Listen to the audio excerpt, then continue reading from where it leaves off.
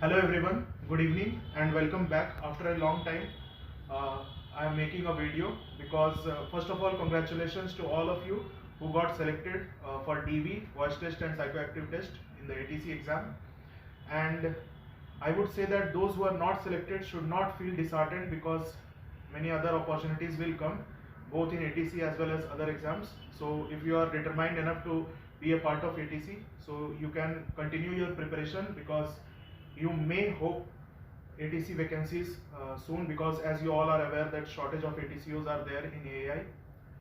And after that, I would like to say that after this result declaration of CBT, what all processes will be there and how it will be conducted. So in the result sheet only it is written that the selected candidates will get the email for document verification, voice test and for psychoactive substance test. So for document verification, you are well aware what all documents you have to take, and this document verification will be done in CHQ Safdarjung Airport, New Delhi. And there you have to, there all the three processes will be there on a single day most probably.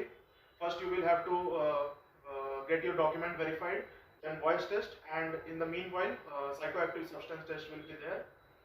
So first of all let me discuss about the cut off.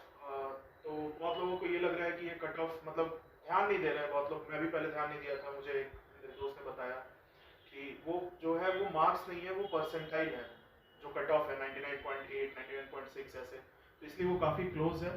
और दूसरी एक बात है कि पहले हम देखते थे कि 3 टाइम्स ऑफ द वैकेंसी वो डीवी के लिए बुलाते थे, बट इस बार वैसा नहीं है। 400 पोस्ट 400 वैकेंसीज थी और उसमें 521 आई गेस ऐसा कुछ इतने कैंडिडेट्स को बुलाया गया है। तो इसका दो रीज़न हो सकता है, मे बी पहला रीज़न हो सकता है कि उनको ट्रैवल अलाउंस देना पड़ता था, और दूसरा ये रीज़न हो सकता है कि they are not planning to issue any wait list.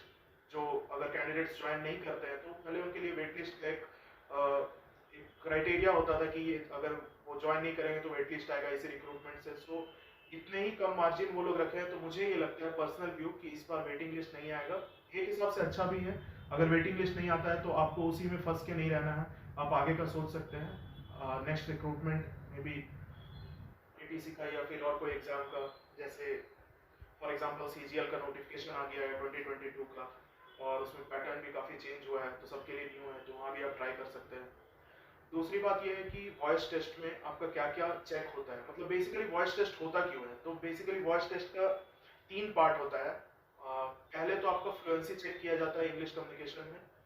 दूसरा होता है कि आपका जो प्रोनाउंसिएशन है वो सही है कि नहीं, जैसे कुछ लोग मतलब कोई वर्ड्स जो होता है वो प्रॉपरली बोल नहीं पाते हैं, तो वो सेकेंड पार्ट होता है।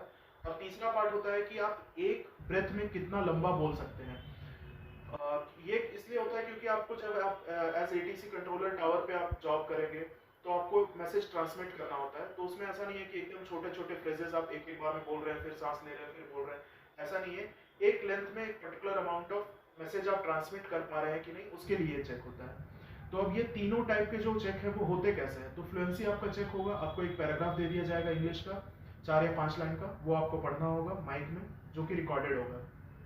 तो उसमें अब ये कुछ लोग होते हैं कि मतलब पढ़ तो सब लेंगे लेकिन पहली बार ऐसे बोर्ड के सामने जाएंगे तो घबरा जाते हैं कि भाई मैं पढ़ पाऊंगा नहीं पढ़ पाऊंगा, तो इसलिए उनको थोड़ा स्टैमरिंग हो जाता है। तो बस जस्ट रिलैक्स करना है, वो भी ऐसे पहले इंट्रोडक्शन लेंगे आपका। तो वो इंट्रोडक्शन ऐसा कुछ नहीं है कि आपका कुछ टेस्ट कर रहा है, वो आपको रिलैक्स करने के लिए इंट्रोडक्शन लेंगे आपका, कहाँ से आए हो क्या पढ़ाई की हो, उसके बाद फिर वो पैराग्राफ पढ़ने बोलेंगे। तो एकदम रिलैक्स होकर पढ़ना है, सिंपल सिंपल वर्ड्स होते हैं पैराग्राफ में, 4-5 लाइन का होता है। ये हो गया आपका फ्लुएंसी चेक करना। दूसरा आता है कि आपको स्पेसिफिक वर्ड्स दिया जाएगा जैसे ट्री, ट्रक, तो इससे पता चलेगा कि आपको प्रोनाउंसिएशन में कुछ प्रॉब्लम तो नहीं है इंग्लिश वर्ड्स में। कुछ लोग होते हैं जैसे ट्रक को ट्रक ऐसा बोलते हैं, तो वो उस कैंडिडेट्स को एलिमिनेट करने के लिए ये किया जाता है। तो कुछ 8 या 10 वर्ड्स देंगे, वो पहले वो बोलेंगे फिर आपको रिपीट करना है उनके पीछे, ये भी रिकॉर्ड होगा। ये तो हो गया 2 पार्ट। तीसरा पार्ट है जो मैं बोला कि आप एक ब्रेथ में कितना बोल सकते हैं।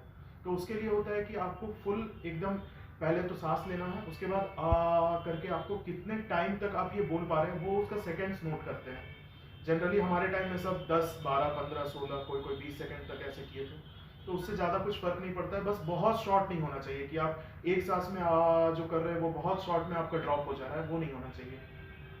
तो बेसिकली ये 3 चीज़ होता है वॉइस टेस्ट में, और बहुत ही इजीली सब लोग क्वालिफाई कर जाते हैं। बस अगर आपको तो पता ही होगा कि अगर आपका स्टैमरिंग है या नहीं, या फिर कुछ ऐसा प्रॉब्लम है कि नहीं। अगर ऐसा कुछ नहीं है तो ऐसा नहीं है कि मैं हिंदी मीडियम से पढ़ा हूँ, मैं कभी इंग्लिश ऐसा बोला नहीं हूँ फ्लुएंटली, तो होगा या नहीं होगा, ऐसा कुछ नहीं है।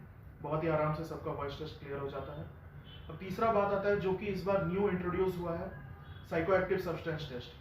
तो वो हमारे टाइम में नहीं था, मतलब हमारा अब हो गया है, ज्वाइनिंग के बाद हमारा वो टेस्ट हुआ है और उसमें सबका मतलब नेगेटिव आया है। तो वो अब पहले ही हो रहा है बिकॉज ऑफ डीजीसीए रेगुलेशन। जो साइकोएक्टिव सब्सटेंस में पॉजिटिव आएंगे उनको नहीं लिया जाएगा। तो ये टेस्ट होगा उसी दिन, बहुत ही छोटा सा टेस्ट होता है। आपका सैंपल लिया जाएगा और एक किट रहता है, उसमें वो किट को यूज़ करके वो डायरेक्टली आपको उसी टाइम देन एंड देयर ही रिजल्ट बता दिया था हमें। मे बी आप लोगों का साथ भी वैसा ही होगा। तो इसके लिए अब इसमें भी बहुत ज़्यादा कन्फ्यूजन होता है। हमारे टाइम में एटलीस्ट था कि कौन कौन सा ऐसा सब्सटेंस है जो हमें अवॉइड करना है या जिसकी वजह से पॉजिटिव आ सकता है। तो बेसिकली अल्कोहल जो होता है वो इसमें टेस्ट नहीं होता है। अगर आप कोई है अगर जिनको अल्कोहल कंजम्पशन का आदत है तो उस चीज़ का इसमें टेस्ट नहीं आता है, मतलब पॉजिटिव नहीं आएगा उससे। बट फिर भी आप डिसकंटिन्यू कर सकते हैं थोड़े दिन के लिए। बाकी जो ड्रग्स होता है वो 6-7 लिस्ट होता है ड्रग्स का, वो आप गूगल कर लेंगे उसमें भी पता चल जाएगा। वो अगर आपके यूरिन में अगर ट्रेसेस है तो आपको प्रॉब्लम हो सकता है वहाँ पे। ये 3 चीज़ हो गया। उसके बाद है कि आपका ये तीनों होने के बाद फिर जो फाइनल जो सिलेक्टेड कैंडिडेट्स का लिस्ट आएगा वो 400 ही आएगा। और जैसा मैं पहले बोला कि वेटिंग लिस्ट में भी नहीं आए, तो जिनका अभी नहीं हुआ है वो ये सोच के ना बैठे कि मैं एकदम बाउंड्री पे था या कुछ भी था तो मेरा वेटिंग लिस्ट में आ सकता है। ऐसा एज ऑफ नाउ मैं बोलूँगा कि ऐसा मत मान के चलिए। नेक्स्ट रिक्रूटमेंट आने वाला होगा, मतलब नेक्स्ट रिक्रूटमेंट के लिए तैयारी कर लीजिए आप लोग, अभी से प्रिपरेशन करिए। क्योंकि जैसा आप देखा कि बहुत कम टाइम मिला था आपको, 27 जुलाई को शायद एग्जाम था, 15 जुलाई तक फॉर्म ही भरा जा रहा था। तो उस समय भी ऐसे ही शॉर्ट पीरियड मिलेगा क्योंकि शॉर्टेज बहुत ज़्यादा है एटीसीओ का, इसलिए प्रिपरेशन कंटिन्यू कीजिए। और जिनका अभी नहीं हुआ है उनको तो एक एडवांटेज भी होगा कि उनको सारा पैटर्न सब कुछ पता है, नोट्स वोट्स बना के रखे होंगे, जस्ट एक रिवीजन करना है। तो वो हो गया बस। और तो इस वीडियो में कुछ भी नहीं है। बाकी नेक्स्ट वीडियो में मैं बताऊंगा कि ट्रेनिंग कैसा होता है, क्योंकि बहुत ज़्यादा मतलब लोगों को ये है कि हार्ड होता है, इजी होता है। मुझे भी था पहले और अभी भी लगता है कि भाई समझ में नहीं आता है कभी कभी कि इजी है या हार्ड है, क्या है ट्रेनिंग। कभी कभी बहुत इंटरेस्टिंग लगता है, कभी कभी थोड़ा वैसे लगता है कि ड्राई सब्जेक्ट्स है, बोरिंग है।